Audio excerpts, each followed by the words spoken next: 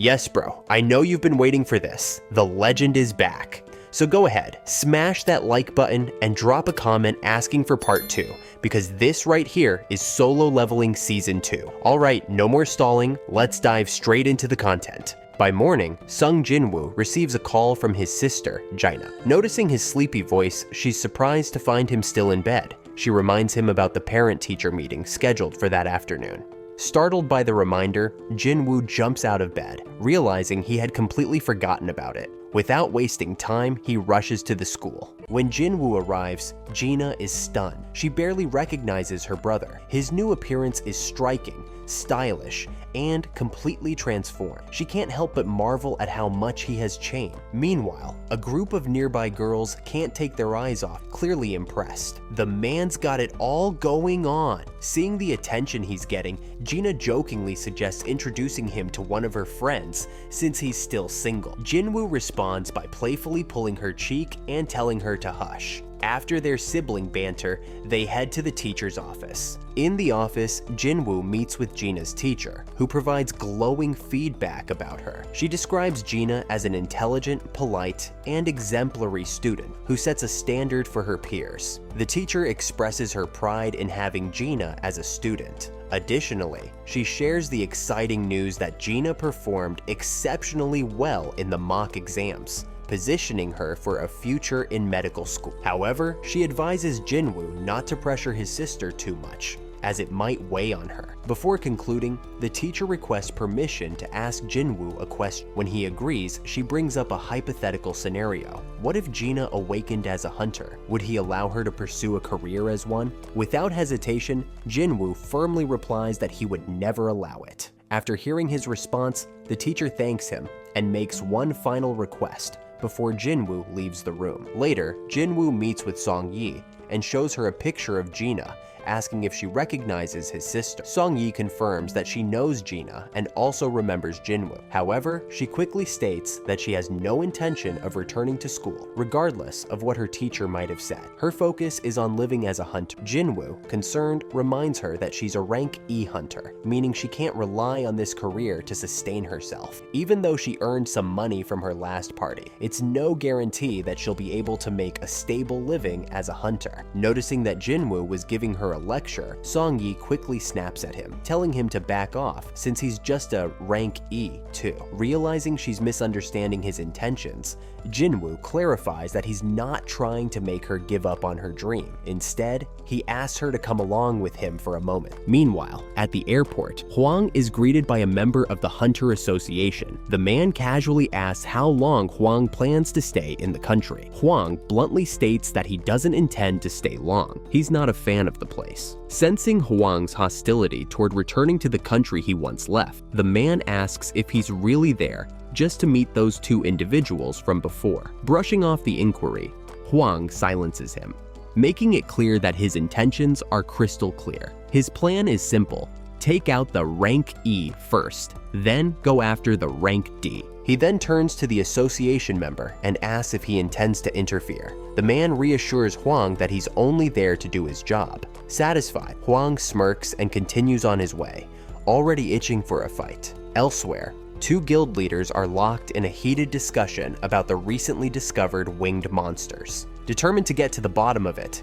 Go-Gun-hee orders an investigation into these creatures. Back with Jinwoo, he brings Song-yi, his sister's friend, to the gate and explains that he's there to put her through some training. The two are introduced to a young man named King Chul, a rank A tank who's leading the group. However, upon learning that he'll be dealing with a team consisting of mostly rank E hunters, King Chul can't help but feel let down. The organizers proceed to announce the ranks of all 10 members on the team. Jinwoo notes that he initially expected Song-yi to back out once she realized how brutal raids can be. However, given the team's setup, it's understandable that she feels more secure. Still, Jinwoo reflects on how an overly easy raid could undermine his goal of giving her a good scare. As Jinwoo mulls over this, another hunter interrupts him, jokingly asking him to dial it down a bit. After all, if Jinwoo handles every challenge himself, it'll leave nothing for the rookies to do. And that, according to the hunter,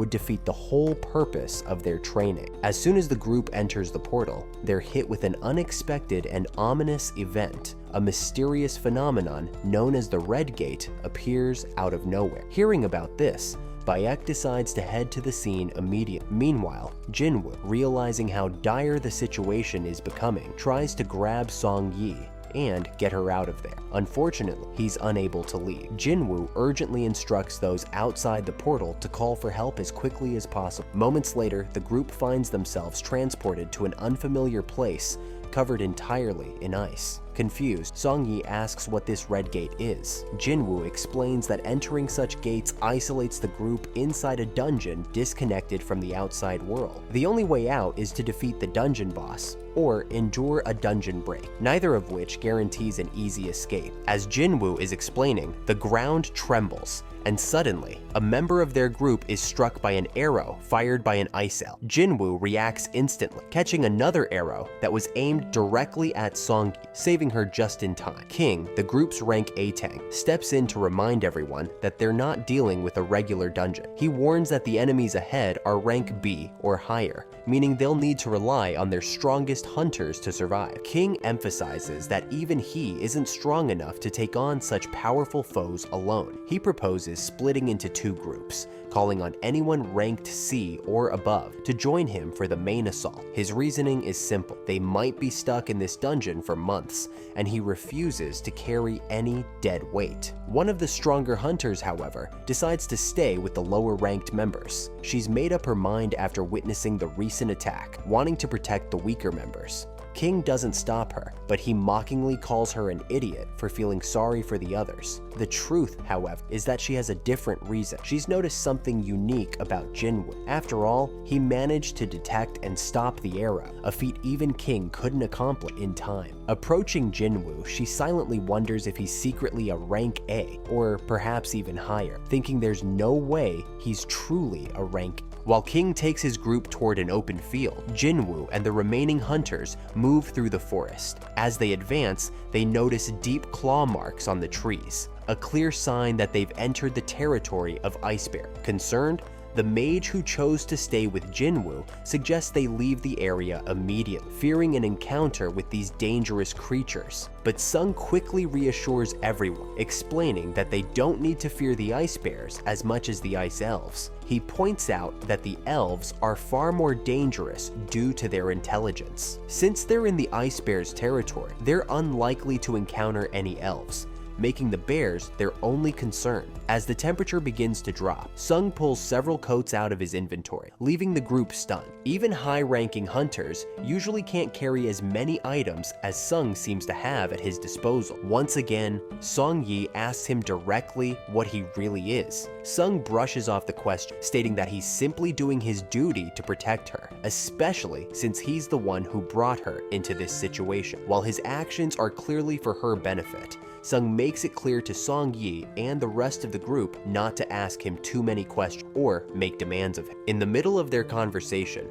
they're interrupted by the sudden appearance of an ice bear. Sung immediately steps in front of everyone, telling them to stay calm. He quickly changes his title and prepares himself for the fight, handling the situation with complete composure. Meanwhile, outside the Red Gate, Baek is seen trying to find a way to access the dungeon, but ultimately gives up, realizing it's futile. He remarks that only a few rank A or B hunters might have a chance of surviving and making it back out alive, but their success depends entirely on King's performance. One of the hunters present then mentions that there's another highly capable hunter inside the Sung. Despite being officially classified as a rank E, it's clear that Sung has undergone a second awakening. Baek, shocked by this revelation, asks if it's been confirmed. The man admits that it hasn't been officially verified, but speaks with such confidence that it's as if he knows it for certain. While they're talking, Huang shows up and learns that Sung has entered the Red Gate. Disappointed, Huang realizes that the Red Gate places Sung temporarily out of his reach, as even Huang wouldn't dare venture into such a deadly portal. Back inside the dungeon,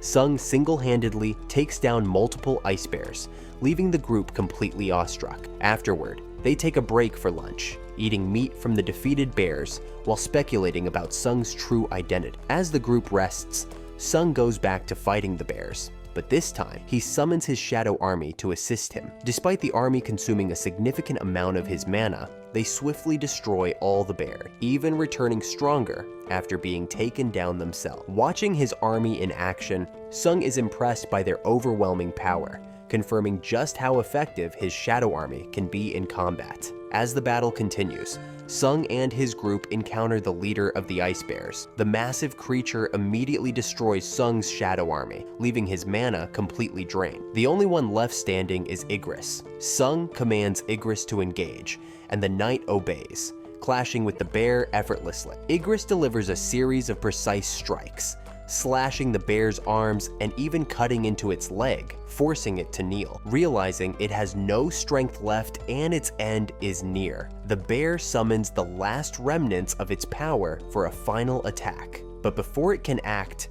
Igris strikes decisively, decapitating the creature and throwing its severed head at Sung's feet. Witnessing Igris's raw strength and skill with a sword, Sung can't help but be grateful that Igris hadn't fought at full strength when they faced each other. He acknowledges that Igris might be as strong as, if not stronger than, himself. With the fight over, Igris kneels before his king in loyalty, and Sung praises him for a job well done. Meanwhile, King and his team are struggling against the Ice Elves. One by one, his teammates are taken down with ease, leaving King overwhelmed with frustration. He had dreams of joining the elite ranks of the White Tiger Guild, but that goal now seems out of reach as the Ice Elves decimate his group. As the last member of his team is slain, an Ice Elf approaches King, locking eyes with him. In that moment, King senses the overwhelming presence of an even more powerful being nearby. Paralyzed with fear,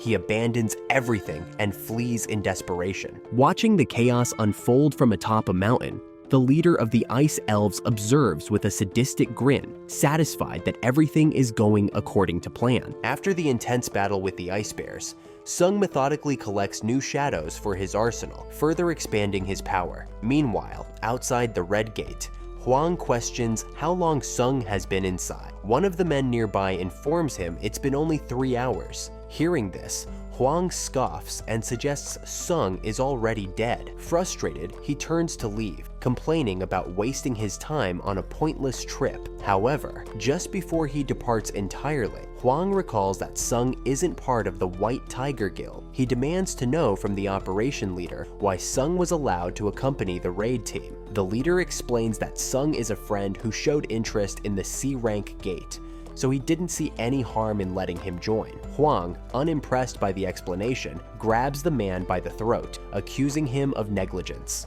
Before things escalate further, the guildmaster intervenes, pulling Huang back and ordering him to stop. Although Huang releases the man, he mocks the guildmaster, belittling his guild as insignificant and irrelevant in the grand scheme. Insulted, the guildmaster lets out an intimidating aura, escalating the tension. The operation leader panics, realizing the situation is spiraling out of control and fearing the clash of two rank S hunters. Meanwhile, deep within the dungeon, King Chul trudges forward, his body trembling from the cold. He tries to reassure himself that as long as he has his survival gear, he'll be fine. But as he ventures further, he stumbles upon the remains of ice bear corpses. Shocked, King begins piecing things together, questioning how the rank E hunters could have taken down such formidable monsters, something he deems impossible. Convinced that it must have been the Ice Elves who killed the bears, King picks up his pace, determined to find the truth. Back outside, the guildmaster and Huang are stopped mid-clash by Jinchul, who intervenes just in time. Jinchul informs Huang that Sung is, without a doubt, a rank E hunter, as he personally tested his magical power 2 months ago. He insists that the magical beasts, not Sung, were responsible for Dongsuk's death. Huang, however, refuses to believe him. Convinced that Sung killed his brother, he dismisses Jinchul's claims as irrelevant. Jinchul, exasperated, questions why Huang is so focused on Sung if his true target is someone else. Huang admits that he's simply using this grudge against Sung as an excuse to kill someone. Realizing he won't achieve his goal today, Huang seethes in frustration, declaring that Sung is lucky to have escaped his wrath, for now. Meanwhile, King Chul finally catches up with Sung's group. Seeing them alive and thriving, he's overcome with anger and disbelief. Enraged by their apparent good fortune, King approaches them, fuming with frustration. He accuses the group of hoarding resources and yells at them for having the food and supplies his team desperately needed but lacked. As King continues his tirade, he reveals that his entire team was wiped out due to their lack of preparation, contrasting it with Sung's group, who seemed well-equipped and comfortable. He directs his anger at the high-ranking mage from his team, claiming she chose to stay with Sung's group because she already knew they had what it took to survive. King completely loses it and charges at the group in a fit of rage, but Sung steps in calmly, effortlessly, tossing him aside with a single blow. Sung then makes it clear to King that he was the one responsible for his teammates' deaths, not anyone else. Not long after, the Ice Elves finally reveal themselves, just as Sung had anticipated. However, this time they are accompanied by their leader. Upon seeing Sung, the leader immediately recognizes that there is an exceptionally skilled hunter among the supposed weaklings. When the leader speaks, Sung shocks everyone, including himself, by understanding what the elf is saying. The Ice Elf leader, clearly taken aback, hadn't expected any human to comprehend his language, which only deepens the mystery surrounding Sung. The leader mentions that one of his subordinates had expressed a desire to challenge Sung, acknowledging his remarkable strength. But before the elf leader could continue, Sung swiftly decapitates the subordinate without hesitation. Wasting no time, Sung charges directly at the leader. Although the leader narrowly escapes the attack, he loses his ice steed in the process. As the dust settles momentarily, the elf leader scrutinizes Sung more closely, ultimately deducing that Sung isn't entirely human. Confused by this statement, Sung listens as the leader explains that a voice in the elves' minds compels them to kill humans upon sight. Yet, this same voice doesn't command them to harm Sung, indicating that he's something other than human. Sung reflects on this revelation and admits that his transformation into a player might have stripped away his human identity. The elf leader, sensing an advantage, decides that fighting Sung is unnecessary and proposes a deal: hand over the humans, and Sung's life will be spared. Curious, Sung questions the leader about their identity and motives, only to notice the elf glitching as if caught in a time loop. The leader inexplicably repeats the same proposition, as though their previous exchange never happened. Though puzzled by this odd phenomenon, Sung remains composed and refuses to surrender the humans. The elf leader, confident in their numerical advantage, smugly warns Sung that they are outmatched. Sung, undeterred, counters by questioning if the leader truly understands the power of his shadow soldiers. As the battle intensifies, Sung soon realizes that the elf leader possesses far greater strength than anticipated. Acknowledging the gap in power, Sung concludes that he must unlock an even greater level of combat prowess to stand a chance against this formidable foe.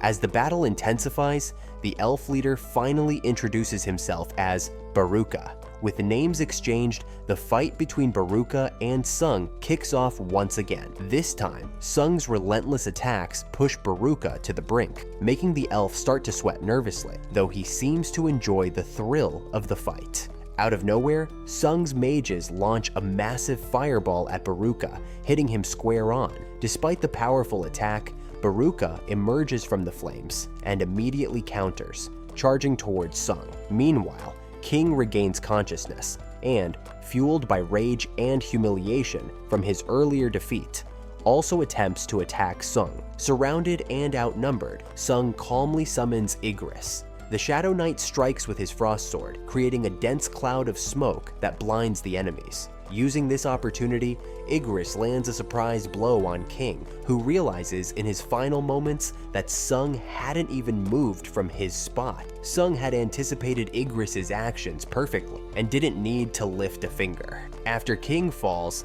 Sung raises his shadow, adding King to his army and sending him into battle against Baruka.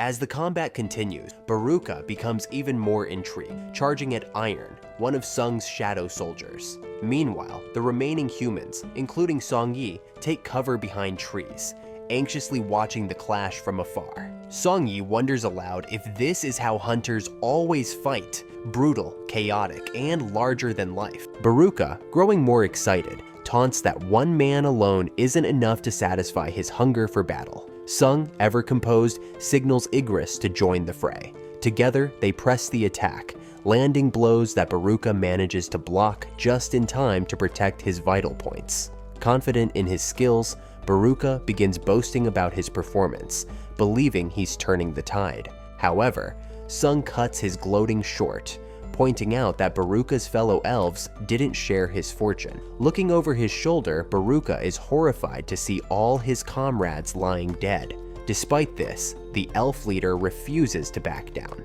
Declaring that he alone is enough to defeat Sung, Baruka launches another furious assault. During the fight, Sung suddenly hurls his weapon into the distance, making Baruka think he's disarmed himself. But in reality, Sung uses his Monarch's touch skill to retrieve the weapon mid-air. It boomerangs back, aiming straight for Baruka's back. Realizing the danger too late, Baruka tries to block with his own weapon, only to watch it shatter completely under the force of Sung's attack. Following his last attack, Sung delivers a powerful strike to Baruka's abdomen, leaving an opening for Iron to step in. Wielding his massive hammer, Iron finishes the elf leader in a crushing blow. But even after Baruka is defeated, Iron, fueled with adrenaline, continues to pummel the lifeless elf into the ground. Sung steps in, commanding him to stop, though Iron doesn't seem to care, celebrating the victory with the other shadows in a display of their triumph. With the battle over, Sung approaches the other survivors and informs them that it's finally done.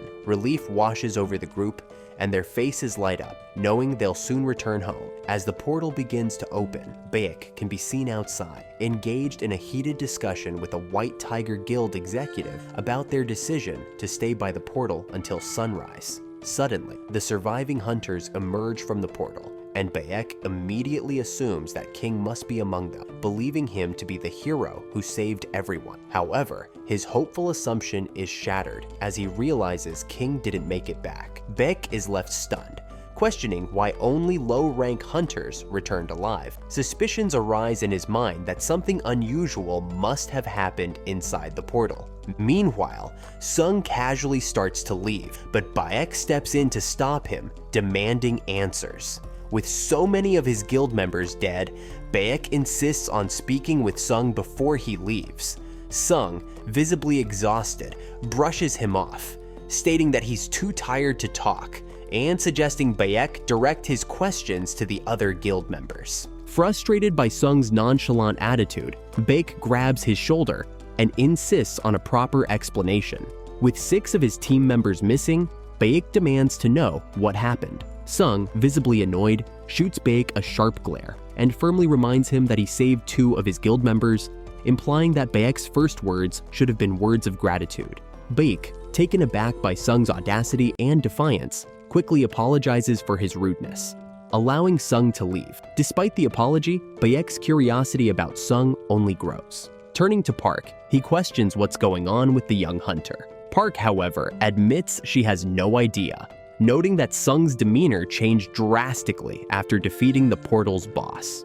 Recognizing that Sung isn't an ordinary hunter, Baek instructs the guild's executive to find a way to recruit Sung into the White Tiger Guild at all costs. At home, Sung is visibly frustrated while taking a bath, brooding over his inability to extract the shadow from Baruka. Despite trying 3 times, the sheer power gap between them proved too vast, leaving Sung unsuccessful in his attempts. The next day, Sung meets up with Yu Jinho, who shows up wearing a rather flashy outfit. Before heading out to their destination, Sung asks to make a quick stop at Song Yi's place. When she hops into the car, she greets Sung in a sweet, familiar tone, immediately setting off alarm bells in Jinho's head. As they drive, Song Yi casually chats about her late night, mentioning how she struggled to sleep after getting home so late. Misinterpreting her words entirely, Jinho's face turns pale, and he blurts out that Song Yi is still a minor. Sung, completely unfazed, calmly asks if that's an issue. Realizing that Sung is utterly indifferent to what he sees as a potentially huge problem, Jinho awkwardly backs off. Resigning himself to the situation, he shakes his head, keeps driving, and tries to forget whatever crazy assumptions were swirling in his mind. Right after laying eyes on the massive ogres crafted from Sung's shadows, Jinho is left utterly speechless, his face frozen in disbelief. Sung realizes this is Jinho's first time witnessing his new ability in action. Meanwhile, Jinho can't shake off a tinge of insecurity, feeling overshadowed by Sung's incredible creations. Watching Sung's shadows collect essence stones, Jinho feels completely useless. In an effort to contribute, he pleads with Sung to let him handle at least that task, just so he can say he did something. Elsewhere, a man storms into a ship filled with Americans. Approaching the only conscious passenger, he states simply that he just wants to go home. Back with Sung and Jinho, they decide to grab drinks to celebrate. After all, they've just completed the 19 raids they set out to conquer. Sung takes a moment to ask Jinho about his plans moving forward. Jinho explains that he needs to pass the association's written exam to get his guildmaster's license. Once he achieves that, he'll finally have the leverage he needs to negotiate with his father. Curious, Jinho then flips the question back to Sung, asking what he plans to do next. Sung nonchalantly responds that he's thinking of disappearing for a while. Jinho immediately misinterprets this as a hint that Sung might be tired of him. Laughing nervously, he accuses Sung of wanting some space and tells him to just say it straight if he thinks Jinho is annoying. Sung, noticing the slight slur in Jinho's words, realizes his friend is starting to get tipsy. As the conversation continues, Jinho becomes uncharacteristically emotional. He admits that, despite having an older brother, it's Sung who has truly filled that role for him. "You've saved my life and supported me in ways my real brother never has," he confesses. Touched by the sentiment, Sung smiles, refills Jinho's glass, and declares, "From now on, consider me your big brother." Meanwhile, the man who stormed the ship earlier is apprehended. Two agents discuss his bizarre story, noting that he claimed to be a foreign hunter trapped in a portal for 10 years. According to the man, he found a way out through another portal, which led him to America. Since the hunter doesn't speak English, the agents are waiting for rank S hunter Huang, who can communicate with him. During their chat, one agent turns to his colleague and asks the prisoner's name. The reply sends chills down the room. Sung Il Huan. The following morning, Sung tells his sister, Gina, that he'll be gone for a week. Gina, noticing how busy her brother has been lately, teasingly asks if he's meeting a girl. Sung firmly clarifies that he's just going out with some friends. But despite his explanation, Gina isn't convinced. Smirking, she presses him further, asking when he got himself a girlfriend. Later, Sung arrives at the ominous gate that once led him to Cerberus. As he stands before it, he recalls how, during their last encounter, he was only at level 20, a power level 3 times lower than where he is now. Confident in his growth, Sung assumes this battle will be far easier than the first. Without hesitation, he pushes the door open and steps into a dark, eerie corridor lined with statues of demons. Suddenly, a new mission pops up in his system: collect the souls of lost demons roaming the castle. To complete the mission, he must gather a staggering total of 10,000 souls. Instead of being overwhelmed, Sung feels a rush of excitement. He hadn't expected there to be so many demons in this area, and the sheer scale of the task only fuels his determination. However, Sung remains focused on his true goal, completing the elixir of life. Even if it takes defeating 100,000 demons, he's more than ready for the challenge. Meanwhile, Jinho approaches his father with a bold request: to take over the guild. Jinho argues that bringing in an outsider to lead isn't a safe idea. When Sung's name comes up, his father pauses, recalling how Sung has already helped the guild survive 3 incredibly dangerous situations. He also remembers how Sung joined Jinho on all 19 raids, and even saved several White Tiger guild members when they were trapped in a red gate. Jinho's father acknowledges that Jinho wouldn't have even obtained his guildmaster's license without Sung's help. Because of this, he doubts Jinho is ready to lead the guild on his own. Despite the critique, Jinho remains resolute, continuing to plead for the chance to prove himself. Eventually, his father agrees but sets a condition: Jinho must convince Sung to work with them before the White Tiger Guild recruits him. Hearing this, Jinho immediately accepts the challenge, confident it'll be a straightforward task. After all, convincing his friend shouldn't be too hard, or so he thinks. Meanwhile, Sung is battling demons when he receives a quest to unlock access to the next floor. Spotting a glowing light in the distance, he deduces that it must be the entrance to the next level. Since the location is quite far, Sung summons his trusty ice bear to speed things up.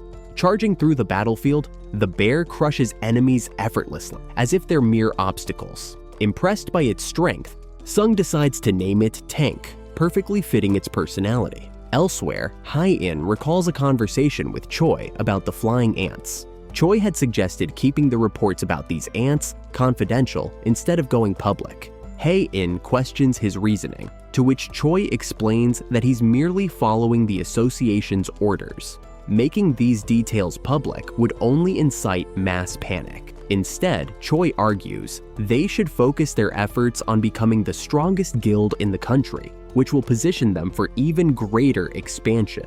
Back in the castle, Sung finds himself disappointed by the demons he's facing, as they appear to be no stronger than B rank.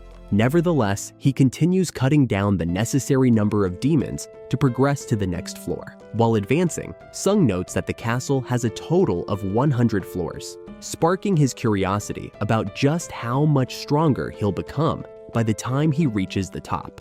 Upon reaching the 50th floor, Sung comes face to face with the ruler of the lower levels, a demon named Vulcan. Meanwhile, back in the city, Sangmin visits Sung's home, only to find his sister there. Gina casually explains that Sung is traveling, leaving Sangmin stunned. He's baffled because he can't locate Sung anywhere and hasn't found any indication that he's left the country. The last trace of Sung that the association managed to track was when he was seen in a certain city center. Despite this lead, Sangmin grows increasingly worried, as Sung's current whereabouts remain a complete mystery. Returning to the 50th floor, Sung commands his shadow soldiers to deal with the red soldiers while he focuses on Vulcan. Before engaging, Sung reflects on how his increased intelligence attribute points now allow him to summon more soldiers and sustain them for longer periods using his enhanced magical power. Ready for battle, Sung turns his attention to Vulcan, wondering how long the demon plans to sit idly by. As if provoked by Sung's thoughts, Vulcan suddenly launches an attack, vanishing and reappearing right next to him. However, Sung anticipates the move, dodges swiftly, and counters with a powerful strike,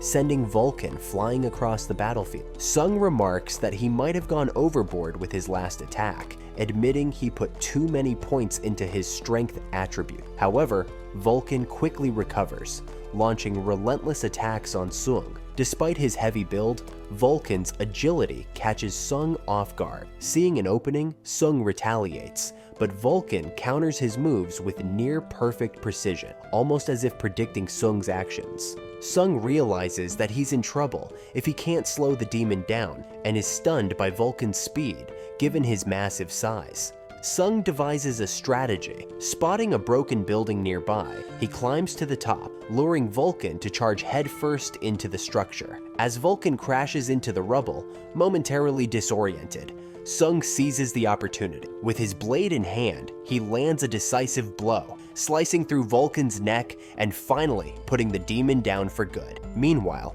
Huang encounters Sung Il Huan, referring to him as a mana beast, based on the agent's descriptions. Sung Il Huan, however, firmly denies being some kind of monster and even offers his DNA for testing to prove his humanity. Huang dismisses him harshly, ordering him to stay silent unless directly answering questions. Ignoring the command, Sung Il Huan instead asks how much humanity has learned about portals and magical monsters. He cryptically reveals that dungeons, portals, and monsters are merely the tip of the iceberg, and warns that a power capable of triggering a supreme catastrophe has already awakened. Sung Il Huan declares that his purpose is to prevent this disaster, but Huang scoffs at the idea. Huang argues that with the sheer number of hunters in the world, any catastrophe could be stopped by amassing enough manpower. However, Sung Il Huan refutes this claim, warning that numbers won't matter against this specific threat. He explains that any hunters sent to face it would be consumed and turned into weapons against their comrades. Frustrated, Huang resumes his interrogation, asking Sung Il-hwan if he remembers his son's name. Sung Il-hwan replies confidently, Sung Jinwoo. Huang coldly informs him that Jinwoo is dead. Sung Il-hwan, unfazed, questions Huang's murderous aura, implying something more sinister is at play. Huang, growing impatient, retorts that Sung Il-hwan can reunite with his son in the afterlife and attacks. The two engage in a fierce battle, but Sung Il-hwan ultimately emerges victorious, defeating Huang. Surprisingly, the surrounding population observes that the collateral damage is far less than what's typical for a rank S fight. Acknowledging that they were incredibly lucky the destruction didn't escalate further. Back to Sung, he finally reaches the 25th floor, but realizes his food supply has run out.